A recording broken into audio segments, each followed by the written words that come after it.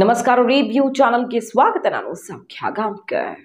ಸಿದ್ದರಾಮಯ್ಯನವರಿಗೆ ಜನಪ್ರತಿನಿಧಿಗಳ ವಿಶೇಷ ನ್ಯಾಯಾಲಯದಿಂದನೂ ಆಘಾತ ಎದುರಾದ ಬೆನ್ನಲ್ಲೇ ಒಂದಿಷ್ಟು ಮಹತ್ವದ ವಿಚಾರಗಳು ಈಗ ಹೊರಗಡೆ ಬರ್ತಾ ಇದ್ದಾವೆ. ಹಾಗಾದ್ರೆ ಯಾವುದೇ ಕೋರ್ಟ್ಗೆ ಹೋಗ್ಲಿ, ವಿಭಾಗೀಯ ಪೀಠಕ್ಕೆ ಹೋಗ್ಲಿ, ಸುಪ್ರೀಂ ಕೋರ್ಟ್ಗೆ ಹೋಗ್ಲಿ, ಇದೊಂದು ದಾಖಲೆಯೇ ಸಿದ್ದರಾಮಯ್ಯನವ್ರಿಗೆ ದೊಡ್ಡ ಸಂಕಷ್ಟವನ್ನು ತಂದಿಡಲಿದೆಯಾ? ಅಂಥದ್ದೇನು ಹೇಳ್ತಾ ಇದೆ? ಹಾಗಾದ್ರೆ ಜನಪ್ರತಿನಿಧಿಗಳ ವಿಶೇಷ ನ್ಯಾಯಾಲಯ ಏನನ್ನ ಬಹಿರಂಗಪಡಿಸ್ತಾ ಇದೆ ಅದು ಒಂದು ಕಡೆ, ಮತ್ತು ಇಷ್ಟೆಲ್ಲ ಸಂಕಷ್ಟ ಎದುರಾಗಿರೋ ಹೊತ್ತಲ್ಲಿ ಸಿದ್ದರಾಮಯ್ಯನವ್ರಿಗೆ ವಿಡಿಯೋ ಒಂದು ಮುಜುಗರವನ್ನು ತಂದಿಡ್ತಾ ಇದೆ ಈಗ, ಮತ್ತು ಪ್ರತಿಪಕ್ಷಗಳಿಗೆ ಅಸ್ತ್ರವಾಗಿ ಪರಿಣಮಿಸಿದೆ. ಹಾಗಾದ್ರೆ ಈ ಕೇಸಲ್ಲಿ ಏನಾಗತ್ತೆ?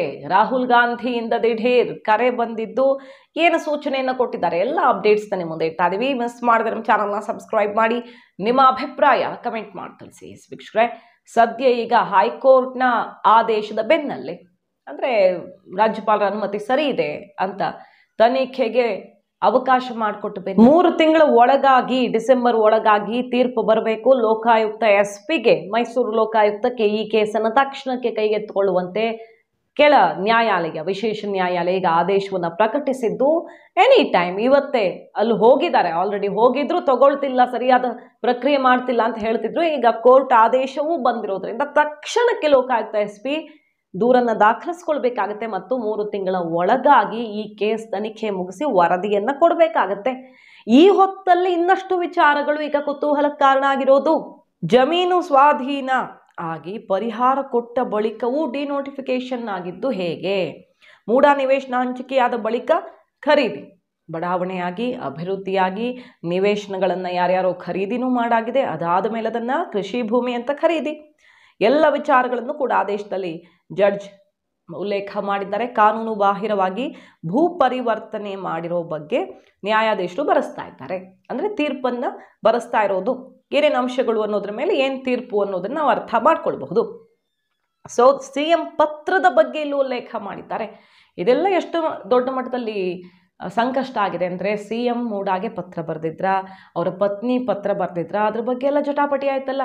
ವೈಟ್ನರ್ ವಿಚಾರ, ವೈಟ್ನರ್ಗೆ ಸಂಬಂಧಪಟ್ಟ ದಾಖಲೆಯನ್ನು ಹೈಕೋರ್ಟ್ಗೆ ಕೊಟ್ಟೇ ಇರಲಿಲ್ಲ ಅನ್ನೋದು ಕೂಡ ಈ ಆದೇಶ ಬಂತಲ್ಲ ಹೈಕೋರ್ಟ್ನಿಂದ, ಅದಕ್ಕೊಂದು ಪೂರಕವಾದ ಪ್ರಮುಖ ಅಂಶ ಆಗಿರುತ್ತೆ. ಜಡ್ಜ್ ಹೇಳ್ತಾ ಇರುವಂತಹ ಅಂಶಗಳು, ಅಲ್ಲಿ ಬರೆಸ್ತಾ ಇರುವಂತಹ ಜಡ್ಜ್ಮೆಂಟ್ ಅಲ್ಲಿ ಅಧಿಕಾರಿಗಳ ಲೋಪ ಎದ್ದು ಕಾಣಿಸ್ತಾ ಇದೆ.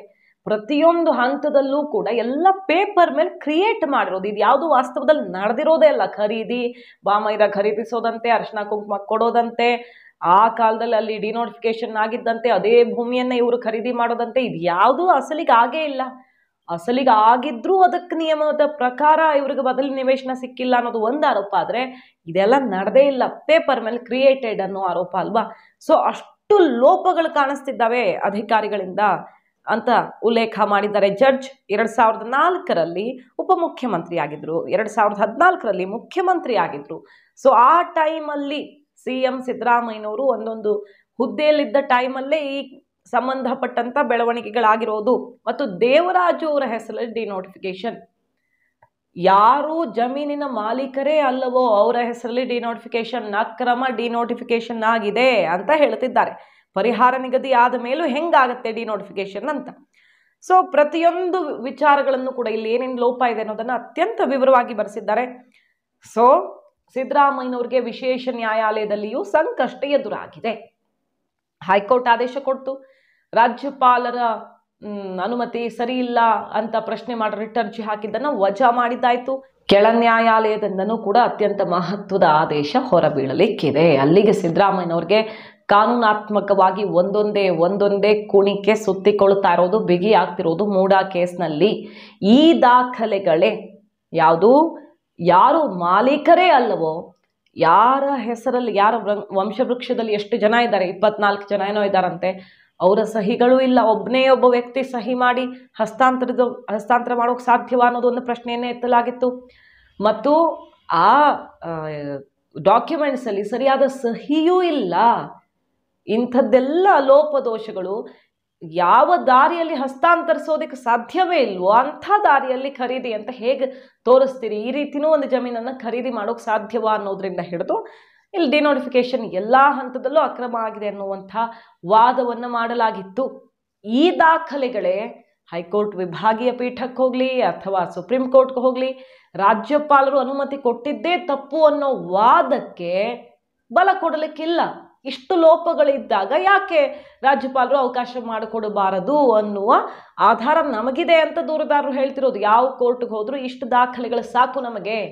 ಸಹಿಯಿಂದ ಹಿಡಿದು ಪಾರ್ವತಿ ಅವರ ಸಹಿ ಇರಬೇಕಾಗಿರೋ ಜಾಗದಲ್ಲಿ ಬೇರೆ ಸಿದ್ದರಾಮಯ್ಯ ಆಪ್ತನ ಸಹಿಯಿಂದ ಹಿಡಿದು ಎಷ್ಟೆಲ್ಲ ಲೋಪಗಳಿವೆ. ಇಷ್ಟು ತಪ್ಪಿರೋವಾಗ ಬೇರೆ ಏನನ್ನೂ ಮಾಡ್ತಿಲ್ಲ, ತನಿಖೆಗೆ ಅವಕಾಶ ಕೊಟ್ಟಿದ್ದಾರೆ ರಾಜ್ಯಪಾಲರು, ಅದರಲ್ಲಿ ಏನು ತಪ್ಪು, ಇದಷ್ಟು ಸಾಕು ನಮಗೆ ಅಂತ ದೂರುದಾರರು ಹೇಳ್ತಿದ್ದಾರೆ. ಅದಕ್ಕೆ ಪೂರಕವಾಗಿ ವಿಶೇಷ ಕೋರ್ಟ್ನಿಂದ ಈಗ ಎಲ್ಲ ಬರೆಸ್ತಾ ಇರೋದು, ಜಡ್ಜ್ ತೀರ್ಪನ್ನು ಬರೆಸ್ತಾ ಇರೋದು ಕುತೂಹಲಕ್ಕೆ ಕಾರಣ ಆಗಿದೆ. ಏನಾಗುತ್ತೆ, ಈ ಕ್ಷಣವೇ FIR ಆಗ್ಬೋದು.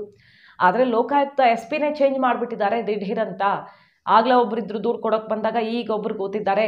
ಹಾಗಾಗಿ ಸರಿಯಾಗಿ ಸ್ಪಂದಿಸ್ತಾನೂ ಇಲ್ಲ, ಸರ್ಕಾರ ಕಳ್ಳಾಟ ಆಡ್ತಿದೆ, ಒತ್ತಡ ಹೇರಿ ಹಿಂಗೆ ಮಾಡಿಸ್ತಾ ಇದೆ ಅಂತ ಹೇಳ್ತಿದ್ದಾರೆ ಪ್ರದೀಪ್ ಎಲ್ಲ ದೂರುದಾರರೆಲ್ಲ ಹೇಳ್ತಾ ಇರೋದು.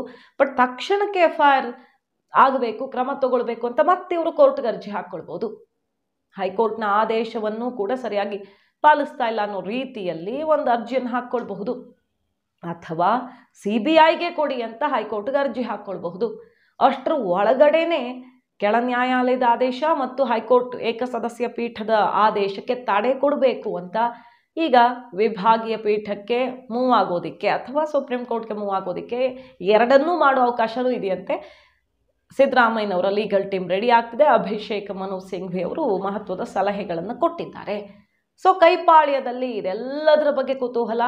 ಇದಷ್ಟು ಬೆಳವಣಿಗೆಗಳು ಸಿದ್ದರಾಮಯ್ಯನವರ ಕುರ್ಚಿಗೆ ಡೈರೆಕ್ಟ್ಲಿ ಕನೆಕ್ಟೆಡ್. ಯಾಕಂದರೆ FIR ಆಗಿಬಿಟ್ರೆ ನೈತಿಕ ಹೊಣೆ ಹೊರಬೇಕಾದ ಪರಿಸ್ಥಿತಿ ಬರಬಹುದು. ವಿಡಿಯೋ ವೈರಲ್ ಆಗ್ತಿದೆ ಅನ್ನೋದಕ್ಕೇನೆ ಈಗ ಹೇಳ್ತಿದ್ದಾರೆ ಸಿದ್ದರಾಮಯ್ಯನವರು, ನಾನೊಬ್ಬನೇ ಈ ಕೇಸು ಕೋರ್ಟು ಆರೋಪ ಎದುರಿಸ್ತಾ ಇರೋದಾ, ಯಾಕೆ ಅಶೋಕ್ ಅವ್ರ ವಿರುದ್ಧ ಇಲ್ವಾ, ವಿಜಯೇಂದ್ರ, ಕುಮಾರಸ್ವಾಮಿ ಎಲ್ಲರ ವಿರುದ್ಧನೂ ಇದೆ, ರಾಜೀನಾಮೆ ಹೆಂಗೆ ಕೇಳ್ತಾರೆ, ಅವ್ರ ನೈತಿಕತೆ ಇದೆಯಾ ಅವ್ರಿಗೆ ಅಂತ ಕೇಳ್ತಾ ಇದ್ದಾರೆ. ಆದರೆ ಸಿದ್ದರಾಮಯ್ಯನವರೇ ಮಾತಾಡಿದ್ದು ಒಂದು ವಿಡಿಯೋ ಈಗ ವೈರಲ್ ಆಗಿತ್ತು, ಕಸಿ ಬಿಸಿಗೆ ಕಾರಣ ಆಗ್ತಿದೆ. Investigation is to be continue. ಯಾಕೆ ಕ್ವಾಶ್ ಮಾಡೋಕ್ಕಾಗಲ್ಲ ಯಡಿಯೂರಪ್ಪನವ್ರ ಮೇಲೆ? ಯಾಕೆ ಈ ಪಿಟಿಷನನ್ನು FIR ಅನ್ನು ಕ್ವಾಶ್ ಮಾಡೋಕ್ಕಾಗಲ್ಲ ಅಂಥೇಳಿ ದೀರ್ಘವಾಗಿ ಡಿಸ್ಕಸ್ ಮಾಡಿ ಎಕ್ಸ್ಪ್ಲೈನ್ ಮಾಡಿದ್ದಾರೆ. ಈಗ ಇನ್ವೆಸ್ಟಿಗೇಷನ್ ನಡೀಬೇಕು. ಇನ್ವೆಸ್ಟಿಗೇಷನ್ನು ಲೋಕಾಯುಕ್ತ ಪೊಲೀಸ್ನ ನಿಗಾದಲ್ಲಿ ನಡೀಬೇಕು. ಈ ಚೀಫ್ ಮಿನಿಸ್ಟ್ರು ಯಾರಿರೋರು ಇಲ್ಲಿ ಕರ್ನಾಟಕದಲ್ಲಿ? ಯಡಿಯೂರಪ್ಪ. ಆಲ್ ದಿ ಏಜೆನ್ಸೀಸ್ ಎಲ್ಲ ಯಾರ ಕೈ ಕಡೆ ಇರೋದು? ಪೊಲೀಸು ಎಲ್ಲ. ಓಕೆ, ಈ continue as chief minister. He cannot continue as a chief minister. FIR is there. Investigation is ordered by the High Court.